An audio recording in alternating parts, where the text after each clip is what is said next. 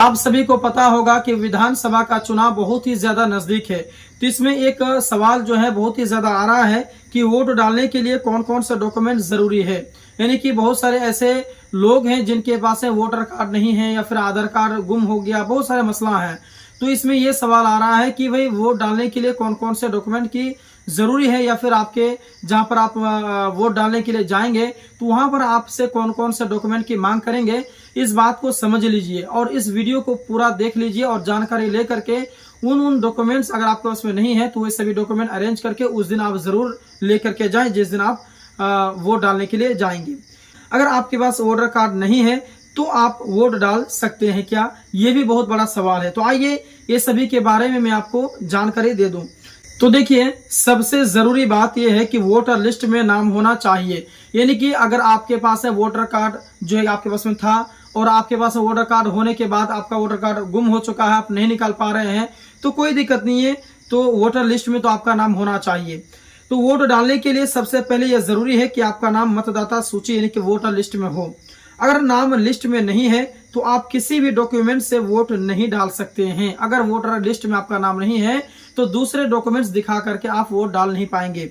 उसके बाद में इसलिए वोट डालने से पहले चुनाव आयोग की वेबसाइट या फिर अपने बूथ पर जाकर नाम जरूर चेक करें कि आपका नाम है या फिर नहीं है। वोट डालने के लिए जरूरी दस्तावेज कौन कौन सा है ये जानते हैं। अगर आपका नाम वोटर लिस्ट में है तो आपको सिर्फ अपनी पहचान साबित करनी होती है। इसके लिए चुनाव आयोग ने 12 तरह के पहचान पत्र मान्य किए हैं। इनमें से कोई एक साथ लेकर के आप जा सकते हैं।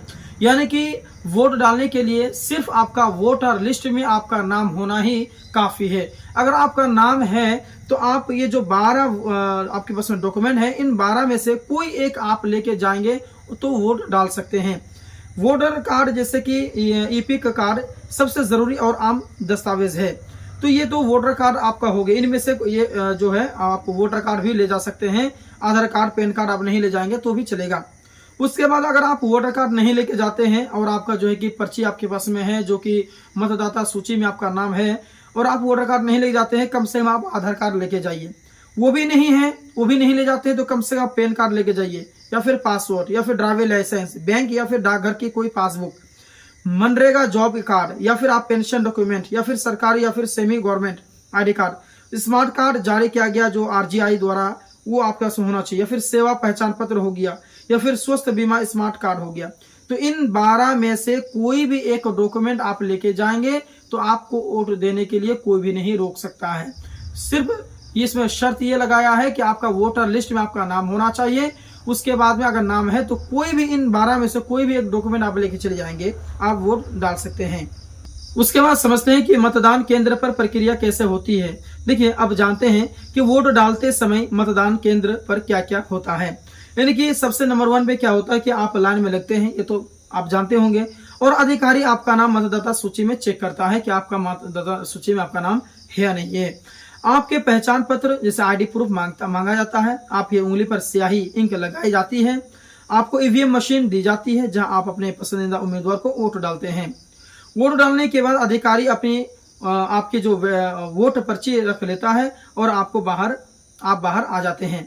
वोट अगर वोटर कार्ड नहीं है तो क्या करेंगे, ये बहुत बड़ा मसला है कि वोटर कार्ड नहीं है तो क्या करेंगे। तो अगर आपके पास वोटर कार्ड नहीं है लेकिन आपका नाम वोटर लिस्ट में है तो आप किसी भी दूसरे पहचान पत्र जैसे कि आधार हो गया, पेन हो गया, पासपोर्ट हो गया, या फिर ड्राइविंग लाइसेंस हो गया, इससे भी आप वोट डाल सकते हैं, जैसे कि मैंने अभी ऊपर में आपको बताया।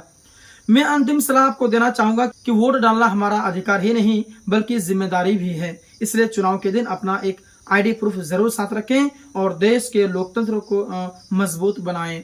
तो दोस्तों, इसके अलावा आपके मन में कुछ सवाल है, कुछ पूछना चाहते हैं या फिर कोई डाउट रह गया है तो जरूर कमेंट करेंगे। वीडियो पसंद आए तो इस वीडियो को जरूर लाइक करेंगे, अपने दोस्तों में इसे जरूर शेयर करेंगे।